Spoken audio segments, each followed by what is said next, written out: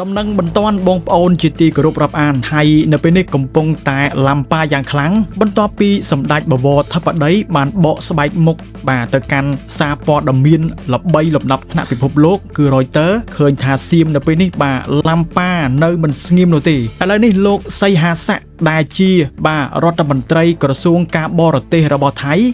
នៅមិនស្ងៀមនោះទេត្រៀមចេញយន្តហោះដើម្បីតាមសម្ដេចបវរធិបតី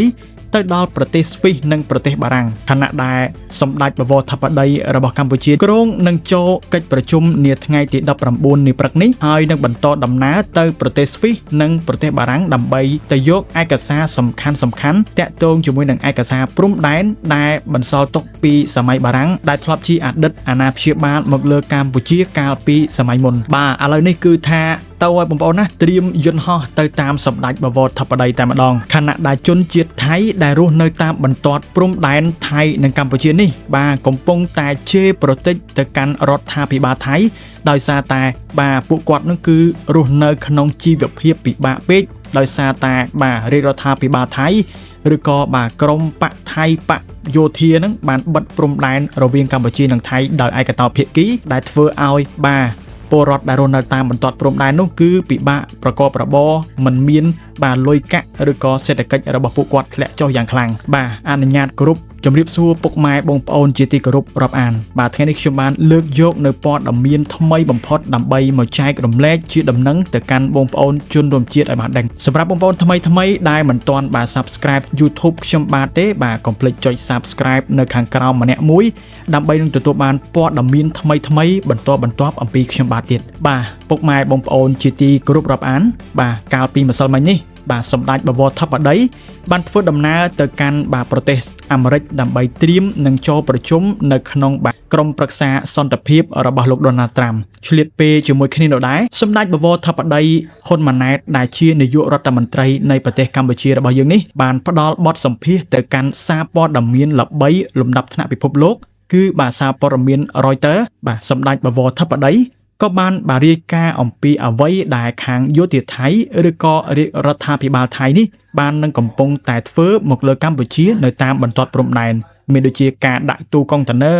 ការរាយបន្លាលួសបាទហើយពួកយោធាថៃនេះបានចូលរុលមកក្នុងទឹកដីខ្មែររបស់យើងយ៉ាងជ្រៅដែលបង្កឲ្យមានភាពតានតឹងនិងមានភាពផុយស្រួយយ៉ាងខ្លាំងនៅរវាងបាទចំនួនព្រំដែនរវាងថៃនិងកម្ពុជានេះយើងឃើញថាបន្ទាប់អំពីបាទវីដេអូឃ្លីបមួយដែលត្រូវបានផ្សាយដោយសារព័ត៌មានល្បីមួយនេះបានធ្វើឲ្យភាគីថៃបាទនៅមិនស្ងៀមនោះទេចាប់ផ្ដើមឡាំប៉ារោគរឿងអាចនឹងភ័យស្លន់ស្លោហើយក៏ធ្វើឲ្យរដ្ឋមន្ត្រីការបរទេសរបស់ថៃគឺលោកសីហាស័កនោះបាទចាប់ផ្ដើមត្រៀមយន្តហោះភ្លាមដើម្បីនឹងត្រៀមទៅតាមសម្ដេចបវរធិបតីទៅដល់ប្រទេសស្វីសនិងប្រទេសបារាំងបាទបើយោងតាមព័ត៌មានដែលកំពុងផ្ទុះឡើងលោកសីហាស័កដែលជារដ្ឋមន្ត្រីការបរទេសរបស់ថៃបានត្រៀមខ្លួនឡើងយន្តហោះឆ្ពោះទៅកាន់ប្រទេសស្វីសនិងប្រទេសបារាំងផងដែរសកម្មភាពនេះត្រូវបានគេឃើញថាគឺជាការព្យាយាមទៅស្ទាក់ផ្លូវឬក៏បាទបកស្រាយការពារខ្លួនទុកជាមុនខណៈដែលកម្ពុជាកំពុងតែលាតត្រដាងការពិតនៅអ្វីដែលភាគីថៃបានធ្វើមកលើកម្ពុជាទោះបីជាអ្នកនាំពាក្យថៃបានព្យាយាមប្រាប់សារព័ត៌មានអំពីស្ថានភាពព្រំដែននៅតែមានស្ថិរភាពនោះប៉ុន្តែសកម្មភាពជាក់ស្ដែងនៅតាមបន្ទាត់ព្រំដែននៅតែមានភាពតានតឹងនឹងគ្នានៅឡើយបាទដោយអ្វីដែលខ្ញុំបានលើកឡើងខាងលើអញ្ចឹងយោធាថៃនៅតែបន្តដាក់បាទទូកុងតឺន័របន្លាលួសឬក៏បាទព្យាយាមរករឿងជាមួយនឹងយោធាកម្ពុជាមិនចេះចប់មិនចេះហើយនោះទេពលគឺចាប់តាំងពីខែធ្នូឆ្នាំ2025មកកងទ័ពថៃបានប្រើបន្លាលួសបាទទូកុងតឺន័រយកមកបិទនៅក្នុងទឹកដីកម្ពុជារបស់យើងការរាយបន្លាលួសឬការដាក់ទូកុងតឺន័រទាំងអស់នេះគឺជាការបន្លំដើម្បីយកធ្វើជាបាទខ្សែបន្ទាត់ព្រំដែនយកតែម្ដងអានេះគឺខាងថៃគេធ្វើបែបហ្នឹងបាទរាយបន្លាលួសដាក់ទូកុងតឺន័រអីផ្សេងហ្នឹងគឺគេកំណត់ដោយខ្លួនឯងជាឯកតោភាគីតែម្ដងថាទឹកដីរបស់គេនឹងគឺនៅត្រង់កន្លែងហ្នឹងទាំងដែលអត់មានការយល់ព្រមឬក៏យល់ស្របអំពីកម្ពុជានោះទេនៅក្នុងបទសម្ភាសន៍ផ្ដាច់មុខជាមួយនឹងអ្នកសារព័ត៌មាននាថ្ងៃទី17ខែកុម្ភៈសម្ដេចបាទនាយករដ្ឋមន្ត្រីកម្ពុជាសម្ដេចហ៊ុនម៉ាណែតបានបន្តអះអាងយ៉ាងច្បាស់អំពីបាទកងទ័ពថៃ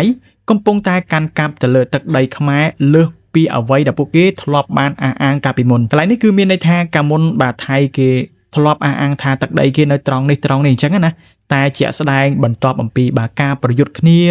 នាកំឡុងពេលខែធ្នូនោះគឺយោធាថៃនេះបានឈរនៅលើទីតាំងហួសទីតាំងដែលគេបានកំណត់ការពីមុនទៅទៀតរហូតមកទល់ពេលនេះថៃនៅតែចិញ្ចឹមចិត្តចង់ដោះស្រាយបញ្ហាបែបទ្វេភាគីមានន័យថាគឺចង់ដោះស្រាយជាមួយតែកម្ពុជាពីរនាក់អត់ឲ្យមានភាគីអន្តរជាតិបានមកចូលជួយអីអញ្ចឹងណាអានេះគឺជាអ្វីដែលភាគីថៃចង់បានតែហេតុអ្វីបានជាថៃចង់ធ្វើបែបនេះព្រោះកាលណាដែលជជែកគ្នាតែពីរនាក់ពួកគេងាយនឹងប្រើឥទ្ធិពលឬក៏ការពន្យាពេលស្រេចតែក្បាលចិត្តគេអញ្ចឹងទៅប៉ុន្តែថៃគឺខ្លាចផងដែរព្រោះការដោះស្រាយតាមរយៈយន្តការអន្តរជាតិឬក៏មានការចូលរួមអំពីប្រទេសទី3ឧទាហរណ៍ដូចជាប្រទេសបារាំងឬក៏ប្រទេសសហរដ្ឋអាមេរិកអីហ្នឹងកាលណាដែលមានអន្តរជាតិបានដឹងឮច្រើនថៃគឺមិនអាចប្រើពាក្យសម្ដីទទេបានទេគឺត្រូវការឯកសាររឹងដើម្បីមកបញ្ជាក់ផងដែរដល់ឯកម្ពុជាយើងគឺអត់ខ្លាចនោះទេបើចង់ចរចាតាមច្បាប់អីកម្ពុជាយើងមានផតាំងគ្រប់គ្រាន់ឯកសារច្បាប់អីគ្រប់គ្រាន់ដើម្បីជួបមុខគ្នាផ្ទាល់នៅលើតុតាក់ទងជាមួយនឹងច្បាប់អន្តរជាតិនេះបេសកកម្មរបស់កម្ពុជាទៅកាន់សហរដ្ឋអាមេរិកនិងអឺរ៉ុបលើកនេះគឺជាការដើរក្រឡាអុកដ៏ឆ្លាតវៃបំផុតការស្វែងរកយុត្តិធម៌តាមរយៈក្រុមប្រឹក្សាសន្តិភាពនិងការប្រមូលឯកសារអំពីបារាំងគឺជាការដាក់សម្ពាធឲ្យថៃត្រូវតែប្រឈមមុខនឹងការពិតទោះបីជាលោកសីហាស័កដែលជាក្រសួងការបរទេសរបស់ថៃព្យាយាមទៅទប់ស្កាត់កម្ពុជាយ៉ាងណាក៏ដោយក៏ពិបាកនឹងយកឈ្នះកម្ពុជាផងដែរក៏ព្រោះតែកម្ពុជារបស់យើងគឺមានភស្តុតាងជាច្រើននៅក្នុងដៃរួមទាំងរបាយការណ៍នានាដែលត្រូវបានកត់ត្រាទុកអំពីសំណាក់ក្រុម AOT ផងដែរតាក់ទងជាមួយនឹងចំណុចមួយនេះគឺមានបងប្អូនកម្ពុជារបស់យើងជាច្រើនគាត់បែងទៅសួរថាយ៉ាងម៉េចហើយតាក់ទងជាមួយនឹងបញ្ហាព្រំដែននេះឥឡូវនេះគឺឆ្លើយតបយ៉ាងច្បាស់តែម្ដងតាក់ទងជាមួយនឹងចម្លើយនេះឃើញថារាជរដ្ឋាភិបាលកម្ពុជាហាក់បីដូចជាស្ងាត់ក៏ប៉ុន្តែនៅពីក្រោយភាពស្ងប់ស្ងាត់គឺកម្ពុជាកំពុងតែធ្វើដំណើរយ៉ាងសន្សឹមឆ្ពោះទៅកាន់ភាពច្បាស់លាស់នៃការប្រើច្បាប់អន្តរជាតិបងប្អូនត្រូវដឹងថាការដែលយើងប្រើច្បាប់ដើម្បីដោះស្រាយវាមិនមែនជារឿងដែលយើងធ្វើបានលឿនតាមតែចិត្តឯងនោះទេគឺត្រូវការពេលវេលាត្រូវការប្រមូលភស្តុតាងដើម្បីយកទៅឲ្យអន្តរជាតិឬក៏តុលាការទី3អីហ្នឹងបានឃើញឬក៏បានបញ្ជាក់យ៉ាងច្បាស់អំពីភស្តុតាងដែលយើងបានប្រមូលបាននោះអញ្ចឹងឆ្លើយតបនឹងចម្លើយដែលបងប្អូនកម្ពុជាបានសួរថាតើមិនក៏ស្ងាត់ហ្នឹងឥឡូវគឺបានចម្លើយណាបងប្អូនយោធាថៃតែងតែបង្កគំរាមកំហែងនោះគឺដោយសារតែចំណុចហ្នឹងគេមិនចង់ឲ្យកម្ពុជារបស់យើងនេះទៅរកអន្តរជាតិទៅប្តឹងទៅអីទេក៏ព្រោះតែគេដឹងថាការដែលមានភាគីឬក៏ការប្តឹងការអីនេះគឺភាគីថៃប្រកាសជាមិនអាចទៅរួចជាមួយនឹងកម្ពុជារបស់យើងនោះទេអញ្ចឹងទៅគឺខាងគេនោះតែងតែគំរាមបែបនេះបែបនោះអាងថាយោធាគេខ្លាំងសេដ្ឋកិច្ចគេខ្លាំងអីអញ្ចឹងទៅបងប្អូនជាទីគោរពព័ត៌មាននេះសូមបញ្ចប់ត្រឹមនេះអញ្ចឹងខ្ញុំបន្តទៅព័ត៌មានទី2បន្តទៀតតាក់ទងជាមួយនឹងជនជាតិថៃដែលរស់នៅតាមបន្ទាត់ព្រំដែនថៃនិងកម្ពុជាមួយរយៈចុងក្រោយនេះឃើញថាសារព័ត៌មាន Reuters បានចុះទៅយកព័ត៌មានជាមួយនឹងជនជាតិថៃផ្ទាល់ដែលរស់នៅតាមបន្ទាត់ព្រំដែនថៃនិងកម្ពុជាបើតាមការលើកឡើងអំពីប្រជាពលរដ្ឋថៃម្នាក់ដែលគាត់បាននិយាយមកកាន់សារព័ត៌មានថាពួកគេគឺស្ថិតនៅក្នុងភាពលំបាកដោយសារតែមានបញ្ហាសេដ្ឋកិច្ចធ្ងន់ធ្ងរតាក់ទងជាមួយនឹងពួកគេមិនអាចរកស៊ីលក់ដូរដូចទៅនឹងការពីមុនបាននោះទេដែលនេះគឺជាហេតុដែលធ្វើឲ្យពួកគេមានភាពពិបាកដោយសារតែមិនមានប្រាក់គ្រប់គ្រាន់ដើម្បីផ្គត់ផ្គង់ទៅកាន់ក្រុមគ្រួសាររបស់គេនោះទេបានថានៅពេលដែលភាគីម្ខាងបិទបាំងឬក៏មិនឲ្យរកស៊ីបិទសេដ្ឋកិច្ចជាមួយគ្នាអ្នកដែលពិបាកបំផុតនោះគឺជាពលរដ្ឋដែលរស់នៅតាមបន្ទាត់ព្រំដែនមិនថាខាងកម្ពុជាឬក៏មិនថាខាងថៃនោះទេ